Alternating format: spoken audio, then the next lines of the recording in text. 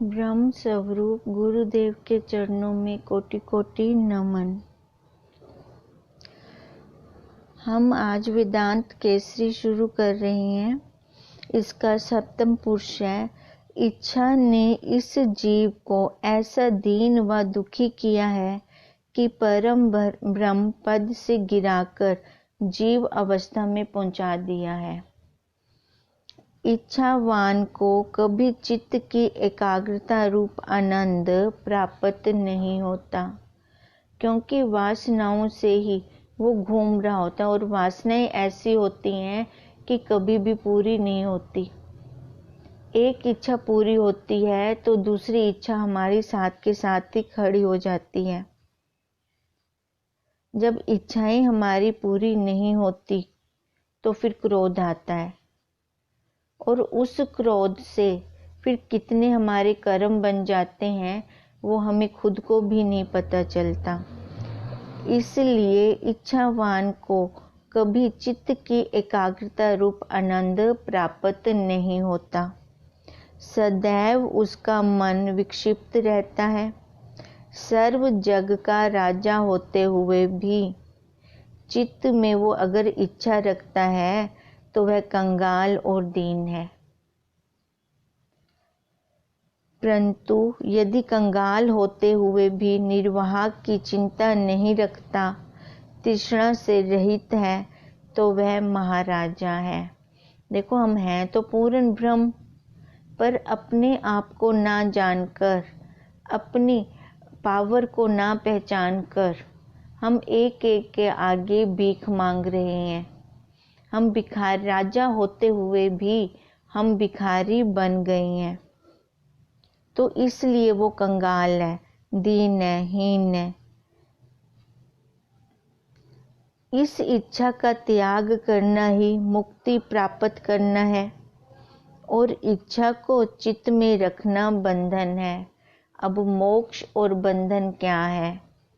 हम कहते हैं ना, हमें मोक्ष चाहिए, मोक्ष चाहिए, मोक्ष चाहिए। उस साक्षी में ना तो मोक्ष है ना बंधन, उसमें तो कुछ भी नहीं है। अब हमें मोक्ष किससे चाहिए? हमें छुटकारा किससे चाहिए? हम छूटना किससे चाहते हैं? अपनी विषयों से, वासनाओं से हम छूटना चाहते हैं। अब ये विषय और वासना कैसे खत्म होंगी? जब हमारा विचार चलेगा, विवेक चलेगा। इसलिए कह रही हैं कि अगर इच्छा और वासना का हम त्याग नहीं करते तो मुक्ति हमें प्राप्त नहीं होती, और वही हमारा सबसे बड़ा बंधन है। और कोई बंधन नहीं है। शरीर खत्म हो जाता है पर वासनाएं खत्म नहीं होती।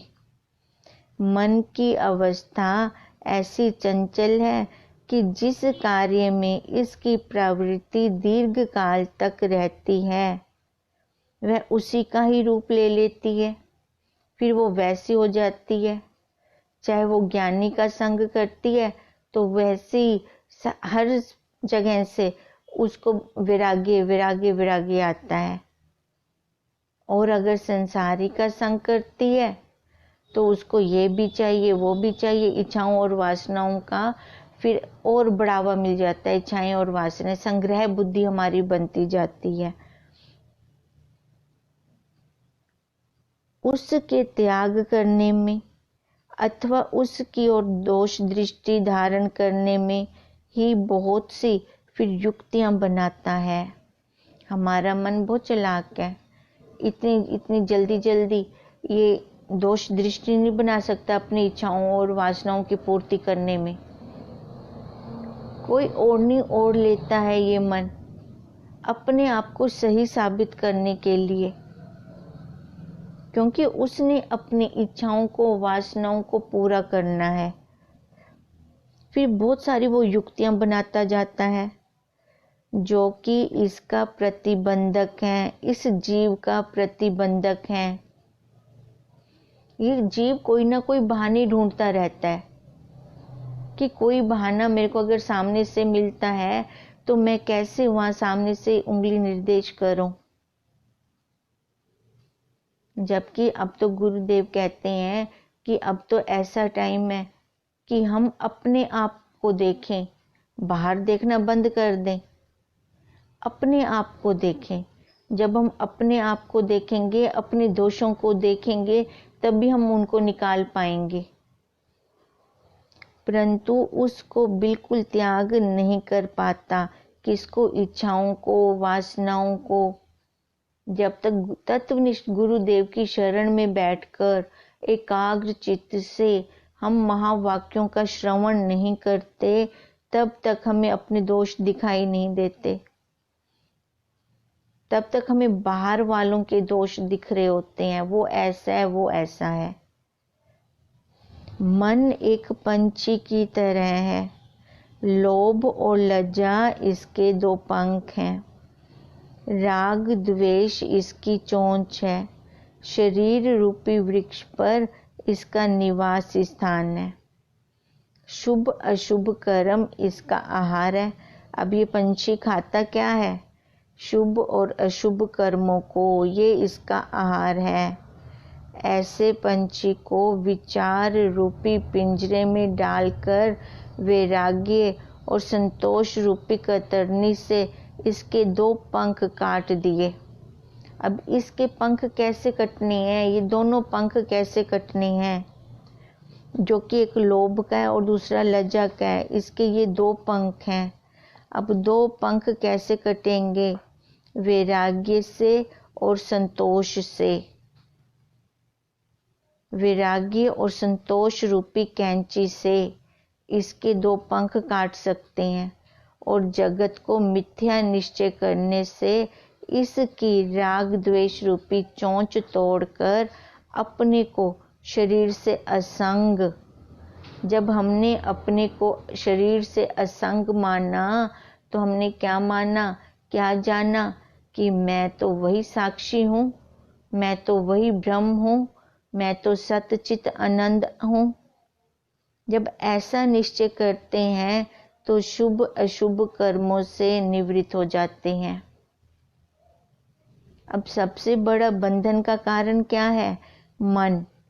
ये मन हमें कहीं पर भी शांति नहीं लेने देता अगर इसमें इच्छाएं हैं, वासनाएं हैं। इच्छाएं वासनाओं वाला मन कहीं बैठ नहीं सकता। वो जीव हर टाइम किसी न किसी बंधन में बंधा रहेगा। वो अपने सतचित आनंद रूप पर वो निश्चय नहीं कर सकता। तब वही मन परमात्मा से तद्रूप होकर परमात्मा भी हो सकता है। देखो, जब वो असंग हो गया, अपने शरीर से असंग हो गया, दोनों में से एक चीज की हटाने की जरूरत है। अगर हम देह भाव को हटा देते हैं तो वो परमात्म स्वरूप तो हम हैं ही हैं। एक को हटाया तो दूसरा तो हम हैं ही हैं। अब जैसे उसने अपने शरीर भाव को नष्ट किया तो वही मन परमात्मा से तद्रूप होकर परमात्मा हो जाता है। तभी मन को मध्य भावी कहा गया है। यही मन हमें संसार में भटकाता है और यही मन मनन करके हमें परमात्मा से मिलवाता है। शरीर की संगति ने चेतन स्वरूप जीव को महान दुखी व विक्षिप्त किया है। जिसका संग ये मन करता है उसी के संस्कारों में ये लय हो जाता है। अगर ये मन शरीर का संग कर रहा है, इस जड़ का संग कर रहा है, तो उसके दुख संताप कभी खत्म नहीं हो सकते उस जीव के। और अगर यही मन अपने चेतन स्वरूप के साथ मिल रहा है, उसमें लय हो रहा है, तो देखो वहां पर दुख का लेश मात्र भी नहीं है। शरीर के उत्पन्न होने से आत्मा उत्पन्न नहीं होता और ना ही शरीर के नाश होने से इसका नाश हो जाता है। अब जैसे हमने मटका लिया, अब मटके के आकाश को अंदर हमने भरा नहीं, और जैसे ही मटका टूटता है तो उसके आकाश को हमने बाहर निकाला नहीं। वही महाकाश ही घटाकाश होकर प्रतीत हो रहा था, वो भी खाली उपाधि के कारण। अगर वो उपाधि हटा दो तो वही महाकाश ही महाकाश है। अब ऐसे ही ब्रह्म इस उपाधि नाम रूप आकार के कारण हमें ये उपाधि में प्रतीत हो रहा है। अगर इस उपाधि को हटा दें तो वही ब्रह्म और आत्मा दोनों एक ही हैं। उस ब्रह्म को हमने मटके में डाला नहीं था, इस श्री रूपी मटके में हमने भरा नहीं था, और जैसे ये श्री रूपी मटका फूटता है तो ना ही हमने उसको वहां से निकाल के बाहर किया। इसलिए कहते हैं कि शरीर के उत्पन्न होने से आत्मा उत्पन्न नहीं होता, और ना ही शरीर के नाश होने से नाश हो जाता है। इसलिए हमारा शरीर से क्या संबंध? संबंध हमेशा दो में होता है। हम तो अपने साक्षी रूप में जागें, अपने साक्षी रूप को देखें, अपने सच्चित आनंद रूप को देखें। मैं और आप अर्थात सकल सृष्टि आत्म रूप है, पूरा ब्रह्म का ही पसारा है। जहाँ देखो ब्रह्म ही ब्रह्म, ब्रह्म ही ब्रह्म। इसलिए कहते हैं कि वो कण कण में व्यापक है। मूर्खता से अपने को शरीर मानने लग गए हैं।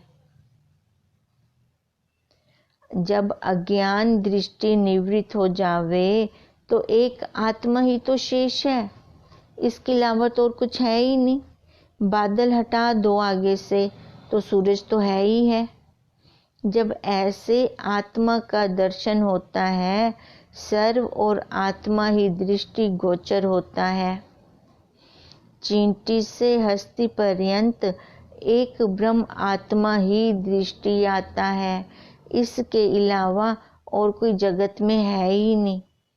इस निश्चय और दृष्टि का नाम ही परमात्मा से एकता है। अब परमात्मा से एकता किसकी हो सकती है? आत्मा और परमात्मा एक है। शरीर से उस परमात्मा की एकता नहीं हो सकती, और इस प्रकार की दृष्टि व निश्चय रखने वाले पुरुष को ब्रह्म ज्ञानी कहते हैं, जो कण कण में अपना ही स्वरूप देख रहा है।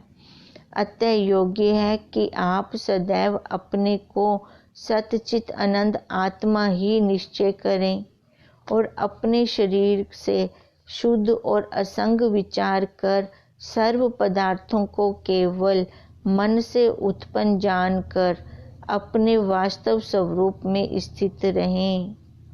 अब जितना भी पसारा है ये कहाँ से हो रहा है? मन से हो रहा है। जैसे स्वप्न में हम बहुत कुछ बना भी लेते हैं और देख भी आते हैं। उस टाइम उस काल में हमें ये नहीं लग रहा होता कि मैं स्वप्न देख रहा हूँ, पर जैसी जागृत अवस्था में आते हैं तो सारा मिथ्या हो जाता है।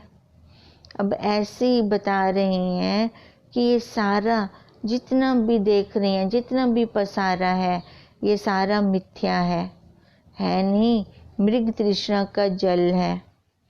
जगत कुछ वस्तु नहीं है, केवल मन रूपी चित्रकार ने यह सर्व मनोमात्र चित्र रचे हैं। यदि सर्व पदार्थों का नाम व रूप निवृत्त किया जावे तो शेष सतचित आनंद रूप आत्मा ही रहेगा।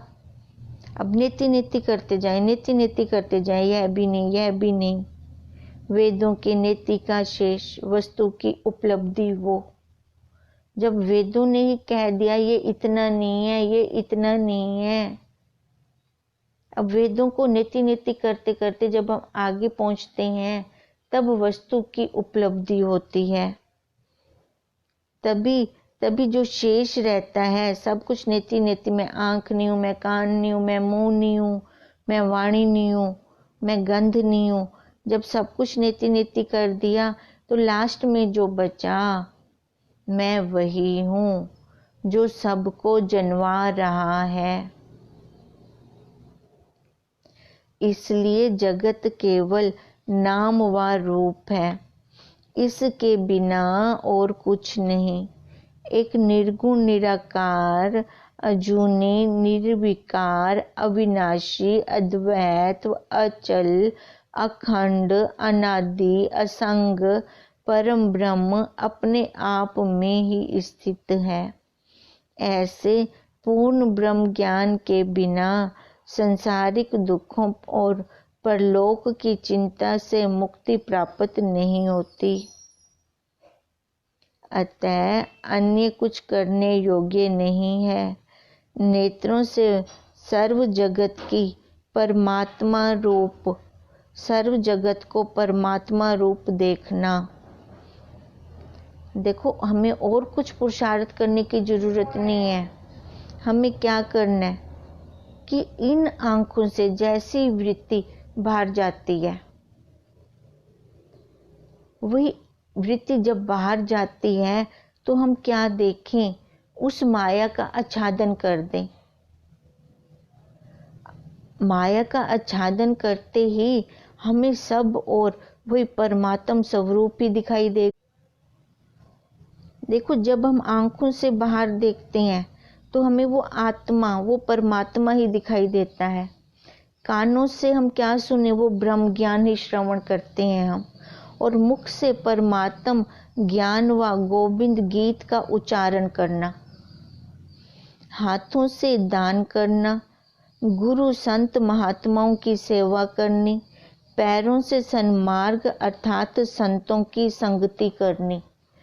अब जब सब है ही वही परमात्मा, तो फिर जहाँ से भी सभी इंद्रियों से हमारा क्या कार्य होगा, उस परमात्मा के रूप में ही सबको देखना।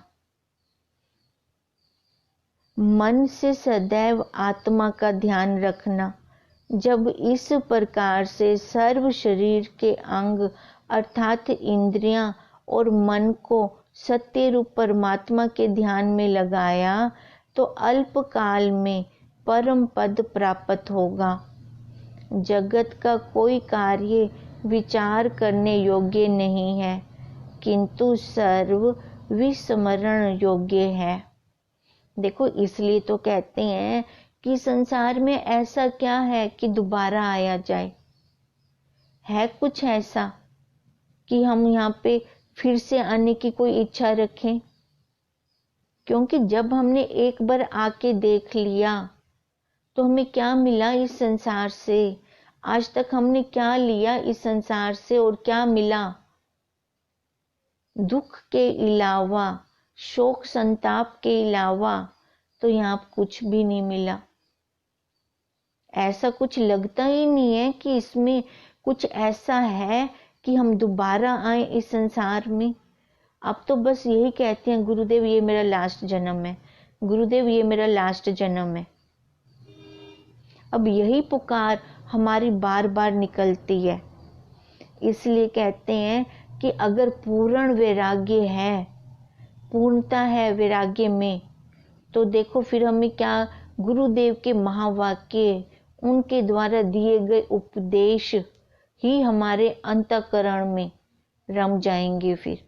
क्योंकि संसार से तो देख लिया, वहां पे कुछ है ही नहीं ऐसा। तो फिर हमने क्या, हमें वहां से तो पूर्णता वैराग्य, और वहां पे कुछ हमें ऐसी वस्तु दिखती नहीं है कि जिसको हम लें।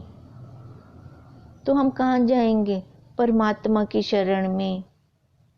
फिर हमारा मन स्वतः ही परमात्मा के ध्यान में लगेगा। अगर पूर्ण वैराग्य आ जाता है इस संसार से, तो फिर देरी किस बात की? वो और मैं तो पहले ही हम एक थे।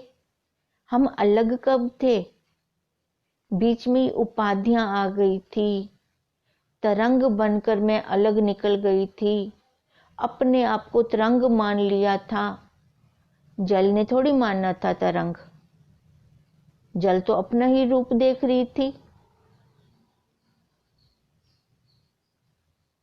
फिर लगता है जब हम उसके साथ मिल जाते हैं, एक में के हो जाते हैं, फिर वो संसार विस्मरण हो जाता है। जीवन मुक्ति वह परम लाभ है जो मनुष्य को सर्व विषय भोगों से तृप्त करता है। तभी वो जीव जीवन मुक्त हो जाता है, जो अपने स्वरूप में आ जाता है।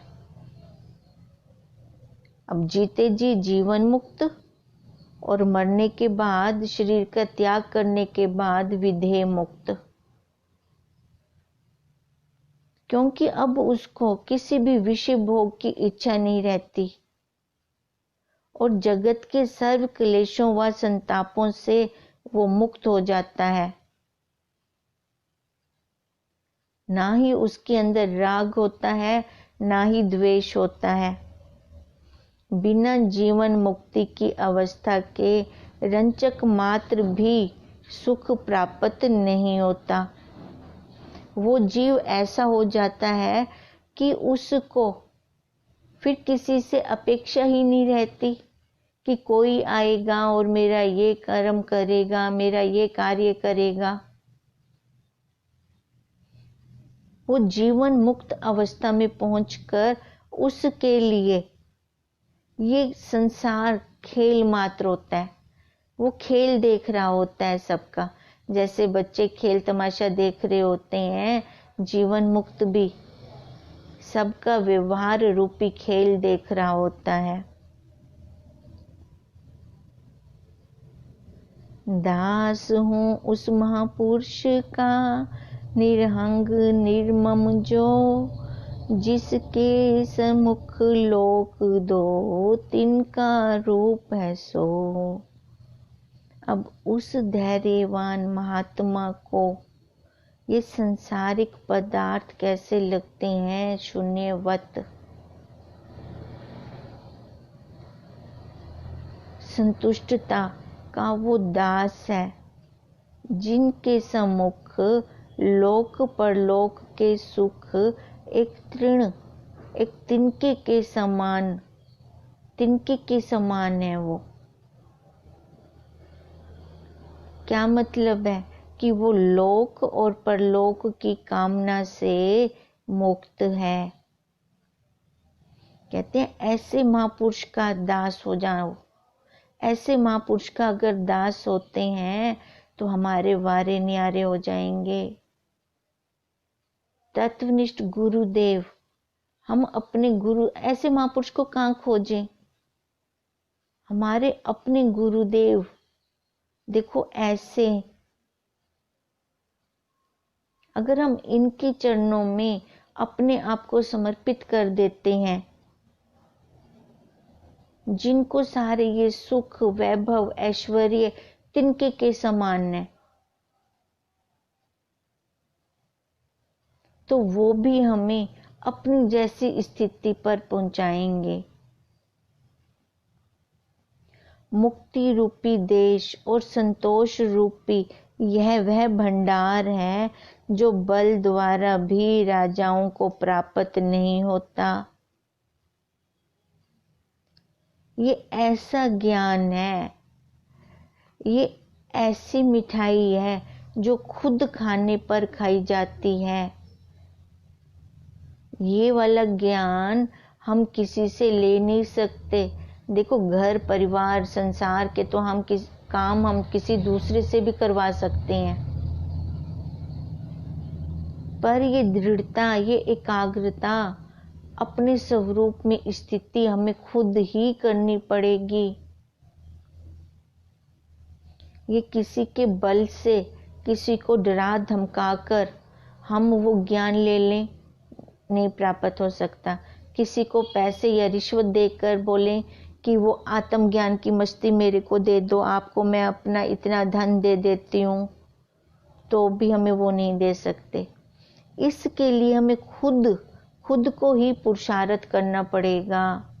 इसलिए उस परमात्मा ने जीव को स्वतंत्र बनाया कि तू देख, तू खुद देख, तू क्या करना चाहती है, कौन से मार्ग पे चलना चाहती है।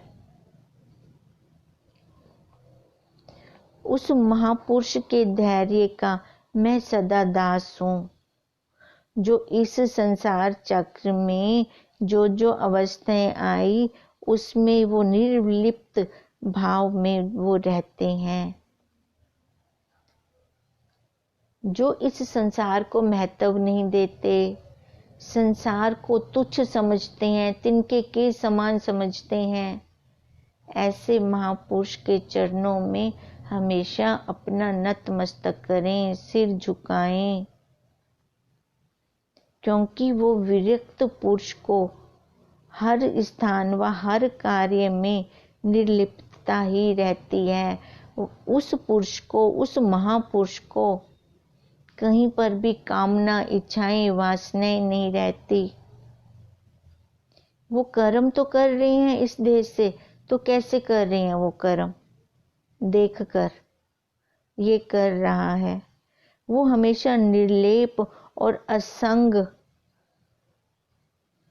पुरुष, वो हमेशा निर्लेप और असंग पुरुष को संसार की कोई वस्तु बंधन युक्त नहीं कर सकती। उस पुरुष को जिसके अंदर ना ही कोई वासना है, ना इच्छाएं हैं, वो हमेशा बंधन से मुक्त रहते हैं। कोई इच्छा, कोई वासना उनको बांध नहीं सकती। अज्ञान के कारण ही मनुष्य तुच्छ जगत में बंधमान है। बंधन का और कोई कारण नहीं है। बंधन का कारण अपनी इच्छाएं, अपनी वासनाएं ही हैं। अब अज्ञानता के कारण वो मनुष्य बंधन में है। अपनी इच्छाओं, वासनाओं के कारण ही बंधन है, क्योंकि जगत केवल नाम रूप है। अगर नाम रूप आकार का बाध कर दें तो क्या बचेगा? वो अपना एक जानना रूप। नाम व रूप मन की वृत्ति से ही उत्पन्न होता है। ये नाम रूप को कौन सत्ता दे रहा है? ये हमारा मन। वही उपाधियों में, रूपों में काला है, गोरा है, इसमें फंस रहा है। इसी में ही राग और द्वेष करके बैठा है। और यही मन की वृत्ति परिणामी है। यही हमेशा परिणाम को प्राप्त होती है। परिणामी वस्तु पर निश्चय करना विचार के विरुद्ध है। जो पल पल में बदल रहा हो उस पर विचार करना हमारे निश्चय के विरुद्ध है। हम उस पर विचार नहीं कर सकते जो बार बार बदलता है अपने स्वरूप को। जो पहले ही, जैसे हम कहते हैं ना, ये बड़ा झूठा है, इस पर भरोसा मत करना। ऐसे हम इस झूठे शरीर को अपने साथ लेकर चल रहे हैं। इस झूठे शरीर पर कभी भी भरोसा मत करना। सुख व शांति निज स्वरूप की स्थिति में है। अगर इससे हमें, इस शरीर से वो शांति, वो तृप्ति नहीं प्राप्त होती तो कहाँ से प्राप्त होगी? अपने स्वरूप में। अपने स्वरूप में अगर हम स्थित होते हैं तो वो शांति और तृप्ति प्राप्त होती है, क्योंकि मुक्ति नाम अंतर व ब्रह्म के संशयों की निवृत्ति व चित्त की एकाग्रता की प्राप्ति व स्थिति का है। अब मुक्ति नाम किसका है? जब हम अंतर्मुख वृत्ति करते हैं और बाहर के संशयों को छोड़ देते हैं, बाहर से निवृत्ति ले लेते हैं, अपनी वृत्ति को अंतर्मुख करते हैं और बाहर के संशयों से निवृत्ति ले लेते हैं, तभी हमारी चित्त की एकाग्रता बढ़ती है। और जब हमारी चित्त की एकाग्रता बढ़ती है तो अपने स्वरूप में हम स्थित होते हैं। सत्संग नाम पर परमात्मा की ओर चित्त की वृत्ति का प्रवृत्त होना है। देखो, वो एकाग्रता और अंतर्मुख वृत्ति में हमें सहयोग कौन देता है? सबसे ज़्यादा सहयोग सत्संग का है। सत्संग के द्वारा ही हम अपने उस स्वरूप तक पहुंच सकते हैं और कोई हमारा दूसरा उपाय नहीं है। सत्य आत्मा सर्व का निज स्वरूप है। देखो, वही जो हमारा साक्षी रूप है वो सबका है। उसने किसी के साथ भेदभाव नहीं किया, मैं इसका हूँ, मैं इसका हूँ, या जो मेरे को बहुत लाड प्यार करेगा मैं उसका ही रहूँगा। नहीं, ऐसा नहीं है। वो सबका है। जो उसको बुलाएगा, जो उसके लिए तड़पेगा, जिसको जिज्ञासा होगी उससे मिलने की, उसी को सुलभ है, उसी को ही वो प्राप्त होता है। चित्त की उपरामता अपनी मन की वृत्ति के अधीन है। अब उपरामता, जब तक हमें विषयों से वैराग्य नहीं आता, जब हमारे मन में ये दृढ़ता नहीं होती कि विषय विष के समान है, तब तक ये वहां से उपराम नहीं होगा। जब तक विषय हमें विष के समान नहीं लगते, या फिर हम कहें कि एक बार उल्टी की हुई हम दोबारा लेने की इच्छा नहीं करते। अब ऐसे विषय हमें उल्टी के समान जब तक नहीं लगते, तब तक ये मन वहां से उपराम नहीं हो सकता। क्योंकि जिस ओर मन की वृत्ति दृढ़ होती है, सदैव वो उसी की ओर ही जाता है और उसकी इच्छा वो हृदय में हर टाइम रखता है।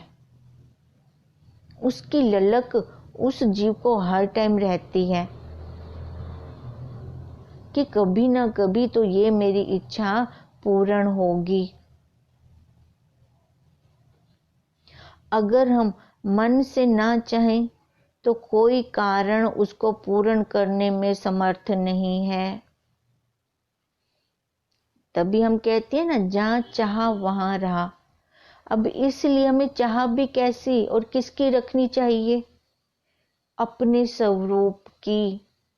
अगर वो जिज्ञासा, वो तड़प साधक के अंदर है तो वो अपनी मंजिल पर जरूर एक दिन पहुंचेगा ही पहुंचेगा। अगर वो चाह और जिज्ञासा उसको नहीं है, साधक को नहीं है, तो अपनी मंजिल पर भी वो नहीं पहुंच सकता। अब इसलिए कहते हैं, अगर मन में कोई कामना है तो ये इंद्रियां भी उसी ओर स्वतः लग जाती हैं। इंद्रियों को लगाना नहीं पड़ता और वह मन जिसकी इच्छा कर रहा है उसको एक दिन वो ले ही लेता है। जगत के धंधे अंधकूप की तरह हैं। यहाँ से हम छूट नहीं सकते। ये अंधा कुआं है जगत। जितना इसके अंदर जाते हैं उतना ही इसमें धंसते जाते हैं। इनमें बंध युक्त पुरुष को तुरीय अवस्था अर्थात परमात्मा के ज्ञान का बोध नहीं होता। जो पूरा ही संसार में रचा पचा है वो यहाँ से बाहर कैसे निकल सकता है? परमात्मा का ज्ञान कैसे ले सकता है? वो तो इस ब्रह्म विद्या की क्लास में बैठ ही नहीं सकता। बैठेगा नींद आनी शुरू हो जाएगी उसको, क्योंकि मन में मैल ही इतना होता है, श्रवण ही नहीं कर सकता वो एकाग्रता से। जब तक विवेक वैराग्य उपरामता रूपी रस्सी को ग्रीवा में डालकर इसको बलात् प्रवृत्त किया जाता है, जब तक इस मन को तपाकर हम मोड़ते नहीं है, ये अपने आप मुड़ने वाला नहीं है। इसको दंड दे देकर जब तक हम मोड़ते नहीं है, इस पे अंकुश नहीं डालते, तब तक ये मुड़ने वाला नहीं है। जब बहुत पुरुषार्थ करते हैं, विवेक वैराग्य रूपी रस्सियों से इसको बाहर खींचते हैं, तभी इसी अंधेरे कुएं में से बाहर निकलता है। यदि निकलने की इच्छा ही ना करें तो जगत में कोई उसको निकालने में समर्थ नहीं है। अगर ये जीव के अंदर खुद इच्छा नहीं आती कि बस मेरे को अब बाहर निकलना है, तब तक उसको कोई भी बाहर नहीं निकाल सकता इस संसार रूपी अंधकुएं से। वो इसी में ही फिर और ज्यादा धंसता जाएगा। अब जैसे मकड़ी खुद जाला बनाती है और खुद खा के बाहर निकल आती है, पहले वो जिज्ञासा तो हो, वो इच्छा तो हो, वो वैराग्य तो आए संसार से कि मेरे को अब बाहर निकलना है, बस हो गई, अब अति हो गई। अब जब तक ऐसी इच्छा जिज्ञासा नहीं होती, तब तक वो संसार से निकलने में समर्थ नहीं है, ना ही उसको कोई और निकाल सकता है। तृष्णा बिना संतोष के शांति नहीं आती। तृष्णा बिना संतोष और शांति ने, जब तक वो तृष्णा है, जिज्ञासा, वासनाएं हैं, इच्छाएं हैं, कामनाएं हैं, और चाहिए और चाहिए और चाहिए, एक विषय पूर्ण हुआ और ले लिया, तब तक वो जीव को शांति आ ही नहीं सकती। अब फिर हमें क्या चाहिए? शांति। सारे जीव चाहते क्या है? सुख। सुख कब मिलता है? जब इच्छाएं वासनाओं से मन तृप्त होता है, खत्म, इच्छाएं वासनाएं मन में नहीं होती, जब कोई विक्षेपता नहीं होती। विक्षेपता रहित मन ही अपना सिमरण कर सकता है। भजन सिमरण कब होता है? जब मन एकदम शांत स्वरूप होता है।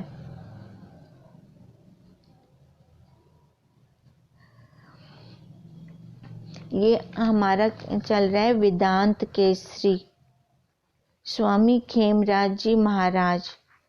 अब देखो वो हमें क्या बार बार बता रहे हैं कि जिस मन में इच्छाएं और वासनाएं हैं, वो मन कभी भी शांत तृप्त नहीं हो सकता। उसके अंदर वो एक चिंगारी, आग की चिंगारी हमेशा तपन जलन जलती रहेगी। उसके लिए अपने मन को पहले हम एकदम शांत, तृप्त, संतोष, धैर्य, ये गुण लेकर आए। और ये हमें कब प्राप्त होंगे? जब हम सद्गुरुदेव के चरणों में एकाग्रता से इंद्रियों को और मन को, चंचल मन को बांध कर बैठेंगे और इसके ऊपर विवेक और विचार की लगाम लगाएंगे, तब ये अपनी ओर मुड़ेगा, नहीं तो ये बाहर की तरफ जाता है। आज सुबह भी हमारा होमवर्क चल रहा था कि रस है, रस है, रस है। ये होमवर्क हम आगे करते रहेंगे। और आज जो हमने ये किया है कि अपने मन और इच्छाओं को कंट्रोल में करना, इसकी तरफ भी हम अपना पुरुषार्थ करेंगे। ओम तम नमामि हरिम परम। ब्रह्म स्वरूप गुरुदेव के चरणों में कोटि कोटि नमन।